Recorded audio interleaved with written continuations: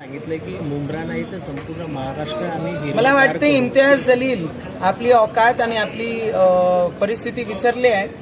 त्यांनी जे म्हटलं की सिर्फ मुंब्रा नहीं पूरी महाराष्ट्र को हरा करेंगे, छत्रपति की औलादें और छत्रपति के भक्त और उनका खून हमारे अभी भी शरीरों में दौड़ रहा है।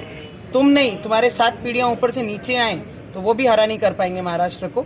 इतना एवढा मानसिकतेचे जे पद्धत आहे, मला वाटते की इम्तियाज जलीलला तमीज हा विसरलेला आहे।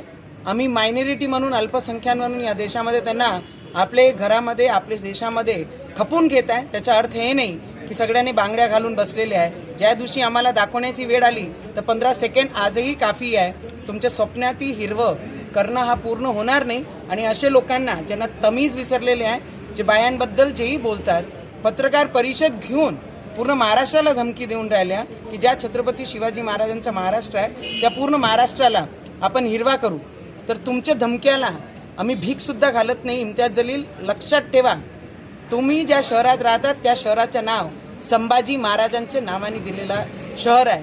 आणि तुम्ही जर बदतमीजी सोडली नाही आणि महिलाबद्दल आणि या महाराष्ट्राबद्दल अशब्द बोलणं सोडलं नाही तर तुम्हाला या पूर्ण महाराष्ट्रामध्ये जिल्ह्यामध्ये हिंडण्यासाठी किती त्रास होईल तुम्ही लक्षात आणून घ्या एकदा त्याचं।